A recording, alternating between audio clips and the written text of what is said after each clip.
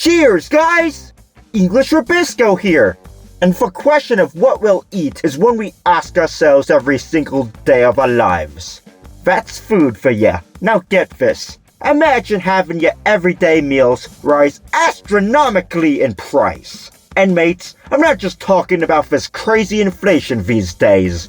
What's happening is something far more special, far more targeted toward a specific food. Yeah, when rich people find a specific kind of food that they like, that'll happen. So let's talk about that today. So first of all, I just want to clarify some things about this video. The purpose of this video is not to vilify rich people at all. There's nothing inherently bad about them. And this video is not supposed to be political either, so don't think that this is some political message or something like that. And yeah, this is something I've seen personally.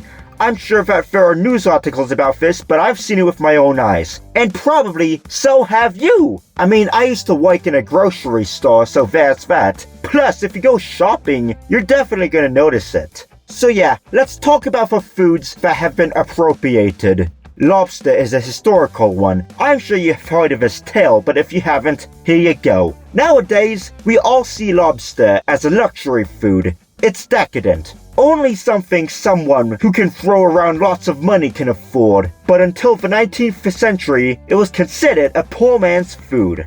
Think about all the gas station food of today. That's basically what it was thought of back in the day, centuries ago.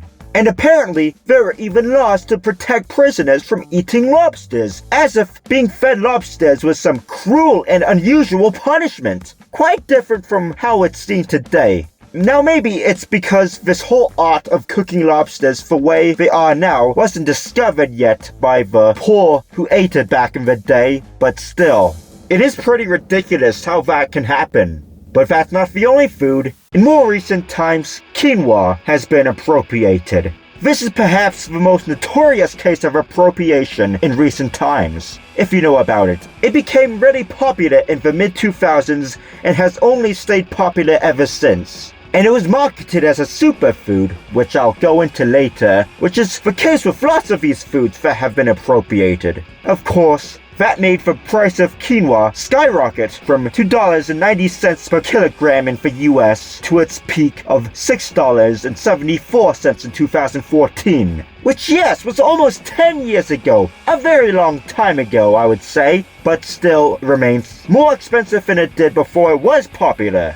And now, whether this benefited for farmers who farmed quinoa is a bit complicated. There were concerns about the original consumers being priced out of a food that had been a part of the culture for so long. But at the same time, the farmers might be benefiting by becoming wealthier because of the price increase. Although it's unclear whether they use the extra money to consume their own crops, or if they buy cheaper but unhealthier foods instead. But whatever the case is, this has changed the lives of people who farm quinoa and those who have traditionally consumed it, for better or for worse. And now, there's also potentially avocados, especially with avocado toast and all the other avocado dishes that have blown up recently. Avocados have become really popular.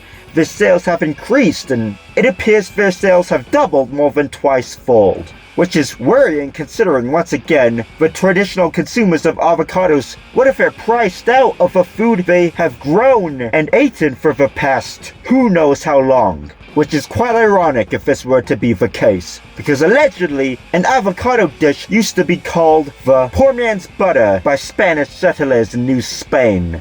And imagine a day where avocados could become a luxury item, just like lobsters. That's pretty scary, isn't it? And now, we all have to ask why this is happening, especially today. People have become more health conscious generally in recent decades. And of course, this means eating healthier, which extends to a lot of these kinds of foods. Now, this isn't a bad thing, but one food suddenly blowing up out of nowhere can have adverse effects. Like, of course, the price is soaring. And yeah, while this is the way the market works, I'm sure that the demand for, say, lobster hasn't increased much. After all, there are only so many people who can afford to eat it on a regular basis. But yet, it's a luxury food now. Marketing is also a huge reason as to why these foods have been appropriated. Calling foods superfoods really takes advantage of those health-conscious consumers. I mean, they even call coconut oil a superfood, and well, it's not necessarily healthy. I mean, look at the amount of saturated fats in that thing.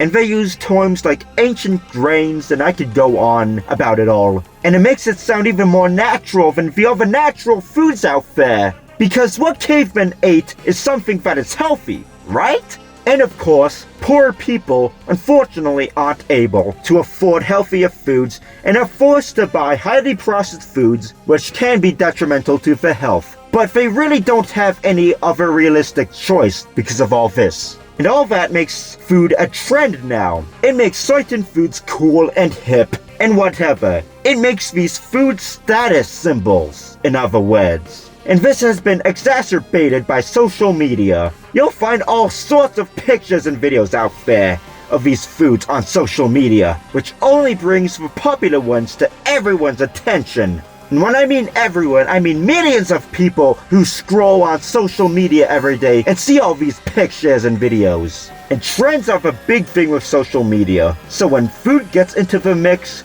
they become trendier. And because of the way social media works, we start to think, that's cool, I need to eat this, and if I don't eat this every day, I won't be trendy or cool or whatever. It makes us want to emulate what we see on the social media feed, and therefore everyone wants to eat these foods every day. So yeah, maybe you too are annoyed that foods have been appropriated by those who can afford to pay the higher price. I really think we all need to be aware of this issue and think of a way how we can address it so that certain kinds of food don't become out of reach for those who depend on it. And that's all there is. Bye now!